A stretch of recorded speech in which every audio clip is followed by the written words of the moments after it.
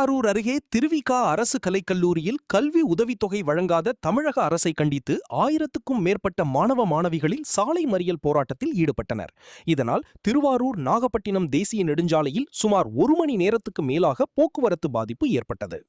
திருவாரூர் அருகே கிடாரம் கொண்டான் திருவிக அரசு கலைக்கல்லூரி மாணவ மாணவிகளுக்கு கடந்த 2 ஆண்டுகளாக கல்வி உதவித்தொகை வழங்காமல் நிறுத்தி வைக்கப்பட்டுள்ளதாக கூறப்படுகிறது.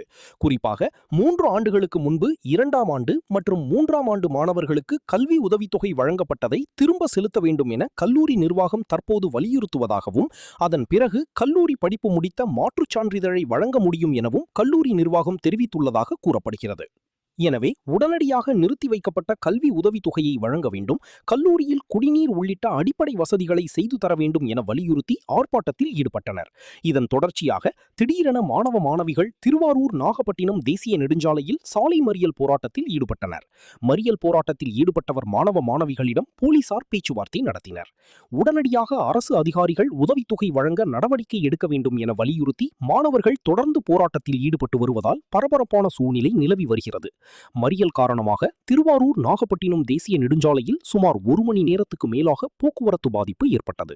2025-26, 26-27க்கான கல்வியாண்டுக்கான கல்வி உதவித்தொகை இன்று வரை ஏற்றப்படாமல் இருக்கு. அதற்கு காரணம் என்னன்னு சொன்னா, போன கல்வியாண்டு படித்த கல்லூரி மாணவர்களுக்கான உதவித்தொகையை 2 மடங்கா ஏற்றி விட்டுட்டு அதை இந்த ஆண்டு அவர்கள் கட்டிய பிறகுதான் புது மாணவர்களுக்கான கல்வி உதவித்தொகை வழங்கப்படும்னு இன்னைக்கு இந்த மாவட்ட நிர்வாகம் பண்ணிட்டு இருக்கு.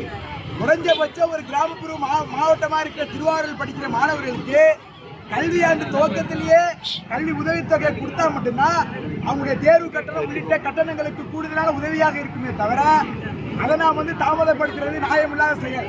அது மட்டும் இல்ல, 56 ஆண்டுகளா இயக்குகிற இந்த கல்லூரியில இன்ன வரைக்கும் பல்வேறு அடிப்படை வசதிகள் இல்லாத ஒரு சூழ்நிலை இருக்கு. குடிக்கிறதுக்கு ஒரு நல்ல குடிநீர் கிடைக்கிறதுக்கான வாய்ப்பு என்பது இல்லை. தூய்மையான கழிவறை என்பது இங்கே இல்லை. கட்டிடங்கள் கட்டி 5 ஆண்டு பிறகோ மூடி கிடக்கிற சூழ்நிலை என்பது இருக்கு. அதை தொடர்ந்து விடுவது என்ன பிரச்சனை இருக்கு? கல்வி நிர்வாகமோ இல்லை மாவட்ட நிர்வாகமோ கல்லூரி நிர்வாகமோ அதன் மீது எந்த விதமான நடவடிக்கைகள் எடுக்கிறது இல்லை.